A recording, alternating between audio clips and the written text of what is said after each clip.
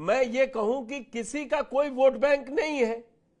और आज चर्चा मायावती की लाइन की हो रही ना। आज अगर डिस्कस करेंगे तो 2024 को सर मैं बहुत लाइन मानी जिम्मेदारी जाएगी के ना। साथ बोल रहा हूं। अभी आप भी देखिए, आप भी और सुनील कौशिक साहब भी बोल रहे थे। अभी मायावती के बीच और समाजवादी पार्टी के बीच में एक और चैप्टर अब खुला है, जिसका नाम है चंद्रशेखर आजाद। अभी आप लोग दोनों एक्नॉलेज कर रहे हैं उस बात को। अगर दलित समाज को अपना वोट बैंक उसका विचार बदलेगा भी, तो उसके पास में चॉइस के लिए अभी एक और नया चेहरा आ गया है, जिसको कहते हैं चंद्रशेखर आजाद। मैं ये कह सकता हूँ समाजवादी पार्टी, वो ऐसी जो समाज है उत्तर प्रदेश का, उसकी चॉइस नहीं है। मैं ये बात जिम्मेदारी के साथ बोल रहा हूँ। दूसरा, कांग्रेस ने जो दलितों के लिए किया, SC/ST के लिए किया, जो रिजर्वेशन लागू किया, जो देश का राष्ट्रीयकरण किया, जो घर घर में नौकरी दी, तो दलितों की एक चॉइस कांग्रेस भी बची हुई है। ऐसा नहीं है कि हम कांग्रेस को नजरअंदाज कर देंगे। तो दलितों के पास पहली ऑप्शन मायावती थी, आज भी हैं और आगे भी रहेंगी। जिस दिन वो खड़ी हो जाएंगी, समाज उनके पीछे, मैं बहुत जिम्मेदारी के साथ बोल रहा हूँ, समाज उनके पीछे फिर खड़ा हो जाएगा। केपी जी, ना आपको आपको ईमानदारी कोई से चंद्रशेखर दिखाई देगा, ना समाजवादी पार्टी अखिलेश दिखाई यादव देगी। की राजनीति 2012 से जब से देखी है, अब की उन्होंने कोई 27 के चुनाव के लिए सुबुगाहट नहीं थी और प्रेस कॉन्फ्रेंस में कहा कि गठबंधन कांग्रेस से है और 27 में जारी रहेगा। तो अब की वो मायावती के लिए वो स्पेस नहीं छोड़ रहे हैं, या पब्लिक में दिखाने के लिए कि हम कांग्रेस से अलग हुए तो कांग्रेस वहां चली गई। वो कांग्रेस को पूरी ईमानदारी से साथ दे रहे हैं। और ये पहली बार है, जून आने वाला है, विपक्ष का गठबंधन एकजुट खड़ा है। मेरे पास है पाव भाजी का मसाला, पाव भाजी मसाला, पाव भाजी को टेस्टी बना डाला। सबका राजा आल प्योर मसाला। MDH का किचन किंग किचन में हो तो हम सब कुछ बना सकते हैं। बैंगन का भरता, आलू गोभी, भिंडी मसाला और भी बहुत कुछ। MDH। सर, अभी आपने यूपी के विधानसभा चुनाव में भी देखा कि कांग्रेस ने एक भी आदमी उपचुनाव में खड़ा नहीं किया, तो साथ तो दिखाई देता है। अभी आपने हरियाणा में देखा, चुनाव में अखिलेश यादव जी अरविंद केजरीवाल साहब के साथ खड़े हुए थे।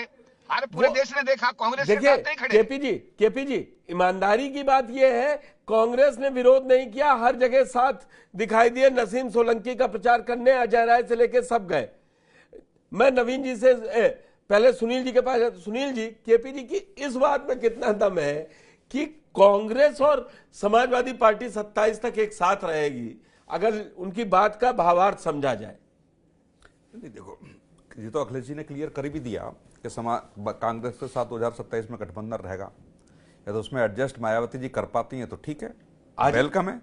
लेकिन बड़े राजनीतिक दल होने के नाते 37 सांसद हैं, देश की तीसरी बड़ी पार्टी है, तो अखिलेश यादव जी तय करेंगे किसको कितना टिकट मिलेगा। सीधी सी बात। दूसरी, मायावती जी का नेचर ये है, आप देखेंगे चाहे वो बिल्कुल शून्य पे हो, चलेगी उनके हिसाब से तय होगा। 14 में शून्य थी, 19 में आई, 17 में 19 बराबर सीटें ली, लेकिन बराबर ली। तो अब इस निर्णय को क्या अखिलेश यादव कांग्रेस स्वीकार कर पाएंगे? आज भी आप देखिए, तो नेताओं की मीटिंग हो, सर्वदलीय मीटिंग हो या वैसी मीटिंग हो, तो खुद नहीं जाती, वो किसी प्रतिनिधि को भेजते हैं। तो जा कैसे पाएंगे? नहीं, वैसे मैं कह रहा हूँ, सांसद के रूप में नहीं, वैसे भी जा सकती हैं वो नेता के रूप में। वे कभी नहीं, आज तक नहीं, वो कभी सतीश मिश्रा जी को भेजा, कभी ना कभी किसी और को भेजा। तो जो उनका व्यवहार और जो नेचर है उनका, या कहें जो राजनीति करने का तरीका मायावती जी का, वो थोड़ा सा अलग हटके है।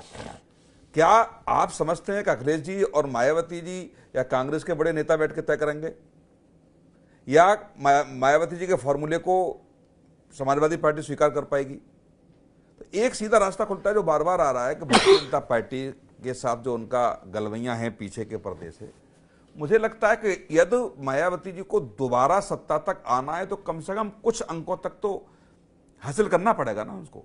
2027 में 50-40 सीटें कम से कम लेके आए तो लगेगा कि हाँ, वापसी हो सकती है। और वो 50-40 सीटें मुझे लगता है भारतीय जनता पार्टी के साथ चुनाव लड़े तो हो सकती हैं, बजाय इनके जाने के। 245। अब मैं आपको मैं कह दूं, अगर अखिलेश यादव ने क्या इस सुनील कौशिक जी को सुनने के बाद ये कहा, क्योंकि सुनील कौशिक जी मुझसे महीने भर पहले भी एक डिबेट में यही कहे थे कि आप देखिए 27 में बहुत पानी बहेगा, मायावती बीजेपी के साथ जाएंगी। और उसके 17 दिन के अंदर ये बयान आ गया था अखिलेश यादव का। तो ये आपको क्यों लगता है कि 245 सीटों वाली बीजेपी, जिसके मौजूदा विधायक हैं, और साथ में SBSP, अपना दल, ये अपनी जीती हुई सीटें 13, 11, संजय निषाद और 6 तो चली नहीं जाएंगी। ये देखो सीटें तो 403 रहेंगी ना, कौन खाए? मायावती को साथ लाने के लिए 50 सीटें तो देनी पड़ेंगी। अब तो RLD भी जुड़ गई है। बिल्कुल मैं आपकी बात से सहमत हूं, लेकिन जो समाजवादी पार्टी का 2024 में जो रुतबा बढ़ा है, राजनीतिक रुतबा की बात करता हूं मैं, जो जन समर्थन बढ़ा है, अब कोई स्वीकार करे न करे, भारतीय जनता पार्टी में हलचल तो है और उसका तोड़ तो देखेगी भारतीय जनता पार्टी का। तोड़ क्या है? अब ये थोड़े ही है कि 2027 में भी राष्ट्रीय मुद्दे चल जाएंगे। ठीक है, 2027 में कुछ मुद्दे होंगे जो स्थानीय मुद्दे भी होंगे। उन मुद्दों के साथ जो बार बार चीजें, जैसे कानपुर का प्रकरण आ रहा है, कानपुर में कहा, पत्रकार ने कहा आप वहां नहीं गए, बोले मेरे परिवार का नहीं है। ये छोटी मोटी बातें तो होंगी और वहां मोटिवेट करने का बीजेपी करेगी, लेकिन जो बड़े चुनावी नहीं बनेंगे। हाँ, मैं वही, जो बड़े मुद्दे हैं, जिन मुद्दों के साथ PDA के साथ गए, अब PDA के साथ जाने के बाद ये स्थिति बनी समाजवादी पार्टी की, तो काट नहीं है। काट भारतीय जनता पार्टी के पास है और बहुजन समाज पार्टी की जरूरत है। दोनों को आप देखिए, यह दोनों, उनकी जरूरत और उसकी काट, मुझे लगता है कि जहां PDA की बात कर रहे हैं, दलित वोट बैंक जो 2014 में, 2019 में जो भाजपा के साथ था, वो 2024 में नहीं है। ठीक है, 2022 में भी नहीं रहा वो दलित वोट बैंक। तो वो दलित वोट या तो रुके, और रुके क्या, अब आप देखेंगे कि चंद्रशेखर की को जेल से छोड़ा जाता है तो रात में निर्णय हो जाता है, लेकिन वो इतना कुछ नहीं कर पाए। अधिकतर वोट बैंक दलितों का समाजवादी पार्टी की तरफ चला गया। तो अब ये मुझे, जहां तक मैं एनालिसिस कर पा रहा हूं चौहान साहब, मुझे ये लग रहा है कि समाजवादी पार्टी, कांग्रेस या अन्य राजनीतिक दल जाएंगे तो भारतीय जनता पार्टी के साथ बहुजन समाज पार्टी आएगी। तभी मुझे लगता है कि बहुजन समाज पार्टी अपनी साख बचा पाएगी और बीजेपी को भी प्लस हो जाएगा। प्लस हो माइनस हो ये जरूर मैं नहीं कह सकता इसको, लेकिन एक फॉर्मूला ऐसा निकलेगा जहां मैं कह रहा हूं कि जरूरत बहुजन समाज पार्टी को है। जो एक सीट भी नहीं है, आप बताइए, ना के बराबर है वो। अब उनके पास क्या है? सपा के साथ जा नहीं सकते, वो क्या करें? तो क्या करेंगे? रास्ता क्या है? अकेले लड़ने से सीटें आ नहीं सकती, किसी कीमत पर नहीं आ सकती। सपा उनको 150 सीटें नहीं दे सकती। मैं वही कह रहा हूं ना, तो वो जब नहीं दे सकती समाजवादी पार्टी, तो भाजपा 100 दे देगी, तो क्या दिक्कत आ रही है? वही मैं जानूंगा। क्या नवीन जी आपको लगता है ये हाइपोथेटिकल सिचुएशन है, लेकिन मायावती को एक निर्णय लेना पड़ेगा कि अब एक साइड हो जाना चाहिए? अब वो वक्त है क्या? क्योंकि अभी चुनाव भी नहीं है। अगर होगा भी तो जमीन पे दोनों ने किसी के साथ भी चली जाए। क्या ये अब समय है कि मायावती अकेले बजाय NDA जाए या इंडिया गठबंधन में जाए? मैं ये नहीं कह रहा हूं किस में जाए। जैसे सुनील जी का मानना है कि बीजेपी को मायावती सूट करेगी, लेकिन क्या आपको लगता है कि मायावती इंडिया में भी साथ जा सकती है?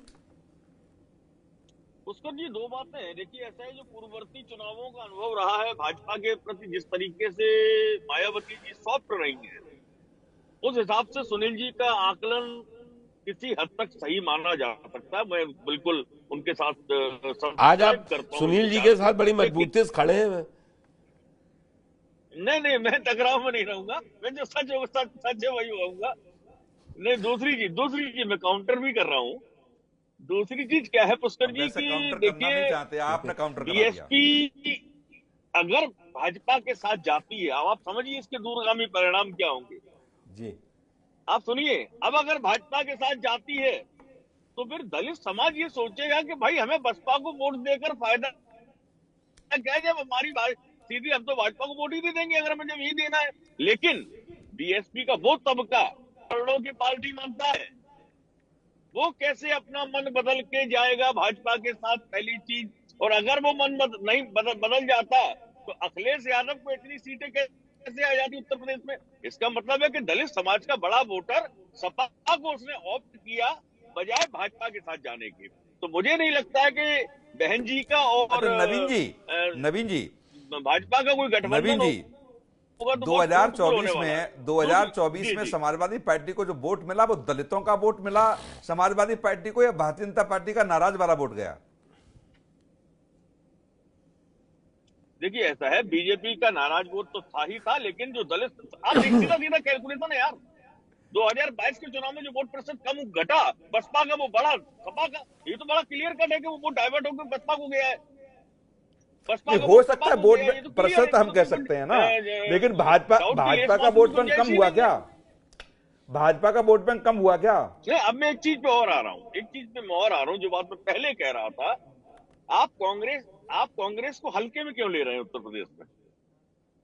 भाई कांग्रेस ने भी अपने संगठन राहुल को गांधी रिस्ट्रक्चर ने किया है, जिलाध्यक्षों को एम्पावर्ड किया है, सिलेक्शन कमेटी में स्थान दिया है, तो गेयर अप उसने किया है अपने आप को। और मुझे लगता है, मैं बहुत जिम्मेदारी के साथ कहूंगा, मेरे पास है प्योर पाव भाजी का मसाला, प्योर पाव भाजी मसाला, पाव भाजी को टेस्टी बना डाला, सबका राजा आल प्योर मसाला। MDH का किचन किंग किचन में हो तो हम सब कुछ बना सकते हैं। बैंगन का भरता, आलू गोभी, भिंडी मसाला और भी बहुत कुछ।